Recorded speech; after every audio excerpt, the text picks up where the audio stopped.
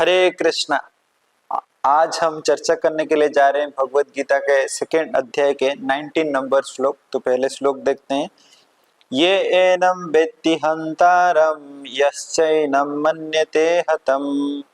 उभयतो न विजानीतो नायम हंति न हन्यते। तो यहाँ पे भगवान ने कह रहे हैं neither who he thinks the living entity the slayer nor he who thinks its slain is in knowledge, for the self slays not nor is slain। तो ये थोड़ा देखिए इंग्लिश जब पढ़ने के लिए ना काफी मतलब कंफ्यूजन लग रहा है एक्चुअली श्लोक का मतलब क्या है। तो ये है, तो भगवान ने कह रहे हैं यहाँ पे देखिए, जब हम बहुत सारा चर्चा किए कि आत्मा का विनाश नहीं हो सकता, इवन इन द नेक्स्ट श्लोक में भी वही कहने के लिए जा रहे हैं। तो जब हम देखें कि आत्मा को कभी विनाश नहीं किया जा सकता है, इसका मतलब ये उत्तर हो सकता है कि कोई अगर किसी को मारने के लिए जा रहा है, किसी को अगर मर्डर कर दिया तो वो तो फिर मतलब आर्गुमेंट दे सकता है ना, आत्मा का तो कभी विनाश नहीं होता है और शरीर का तो एक ना एक दिन विनाश होगा, तो उसके बेसिस पे मैं अगर किसी को मार दिया तो क्या प्रॉब्लम है। एक बार एक मूवी भी आया था कि एक विलियन जा रहा है, एक आदमी को मार देता है, और ये वाला श्लोक बोल रहा है कि भगवान ने भगवत गीता में कह रहे हैं कि किसी को अगर मर्डर करना है तो उसमें क्या है, क्योंकि आत्मा का तो कोई विनाश नहीं कर सकता और शरीर का तो एक ना विनाश होगा, तो उससे क्या ये है।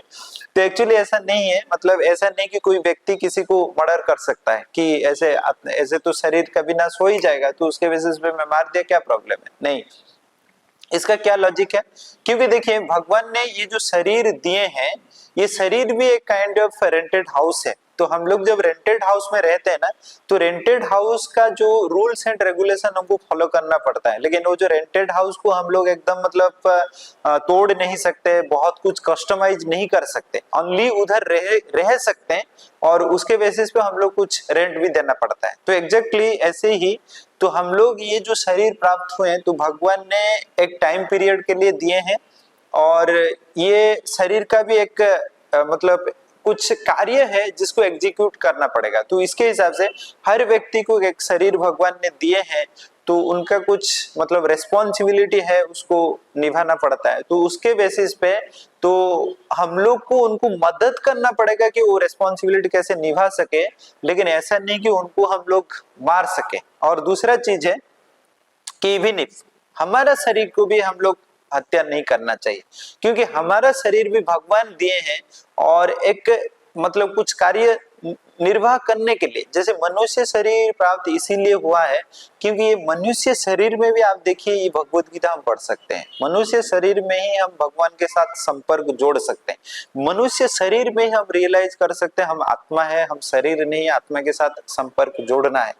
ये चीज हम लोग का रेस्पॉन्सिबिलिटी है। तो इसीलिए जिस टाइम ड्यूरेशन के लिए शरीर दिया गया है, ये शरीर का भी दायित्व लेना है और उसके साथ साथ जो रेस्पॉन्सिबिलिटी के लिए दिया गया वो रेस्पॉन्सिबिलिटी को भी एग्जीक्यूट करना है।